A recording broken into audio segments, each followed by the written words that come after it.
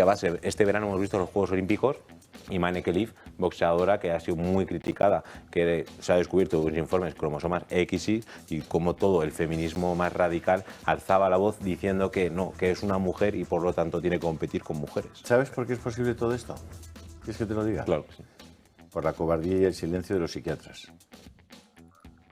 Pero si no los dejan actuar, ¿qué hacen? No, tienen que hablar. Ya, tienen que hablar, pero es que no los dejan. De hecho, la ley trans... Mira, ayer los ingenieros de caminos, canales y puertos dijeron que si se hubieran hecho las obras de las hidráulicas y tal, no hubiera habido tantos muertos. Y yo digo, ¿y por qué no lo dijeron antes? Pero ¿sabes qué pasa, Julio? O sea, detrás de todas estas leyes, detrás de todas estas leyes ideológicas, que no son ideológicas, repito, todas estas leyes tienen a las farmacéuticas detrás. O sea, yo siempre lo digo, aquí hay muchísimo dinero. Las hormonas, el tema de hormonación, todo está llevado por las grandes farmacéuticas y cada vez que se aprueba una ley trans en un país, mucha gente se piensa que es por sectarismo o por ideología. Seguramente para Irene Montero sí, porque es una sectaria y una zumbada. Pero detrás de esa ley hay muchísimo dinero y muchísimo dinero en juego. Tienes toda la razón. Pero en Gran Bretaña, donde comenzaron a partir de la clínica Tavistock en Londres los tratamientos hormonales para cambios de sexo, etcétera, etcétera, están prohibidos. Tienen una class action, una demanda colectiva de más de 1000 familias y han cerrado el departamento de la Tavistock reservado a los temas de Pero tú lo has dicho, las familias, eso es lo importante, pero es que si las familias no se mueven, pues ¿sabes lo que me pasó a mí cuando fui yo a protestar contra la charla esta que tiene la drag queen con los niños? Que estábamos yo y 4 más. Y los padres llevando a los críos a entrar a que le dieran las charlas los drag queen. Calladitos. Pero en España deberían haber tomado nota ya hace mucho tiempo de los trastornos que se están produciendo en los niños que fueron sometidos a ese tipo de terapias. Y ese tipo de terapias son criminales y están dejando a personas concretas que son víctimas de la irresponsabilidad, del odio, de la estupidez de señoras como la Montero. Todos esos niños y niñas les han truncado sus vidas cuando tienen muy poquitos años. Han truncado la vida de sus padres, que muchas veces han tenido que soportar que contra su voluntad les han sido apartados sus propios hijos y les han sometido a terapias que son, insisto, criminales.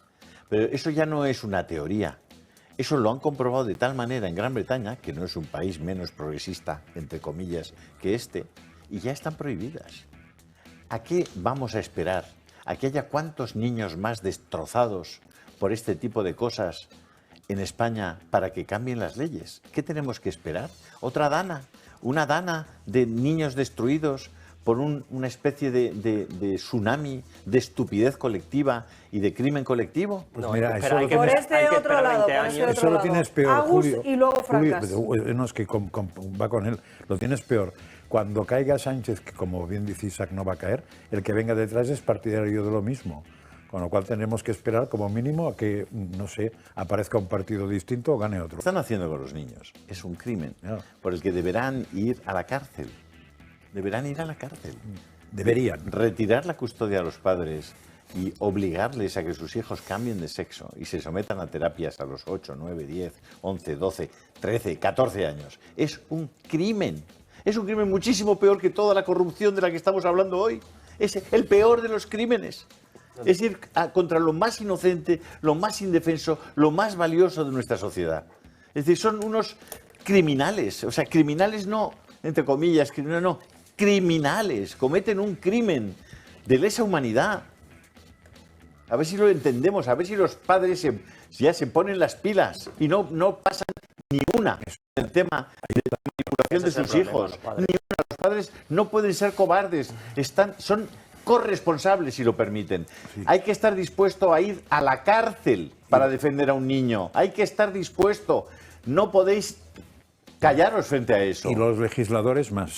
Lo digo porque hay legisladores que se creen que tienen conciencia muy fina y votar eso es hacerse partícipe, copartícipe, corresponsable de eso.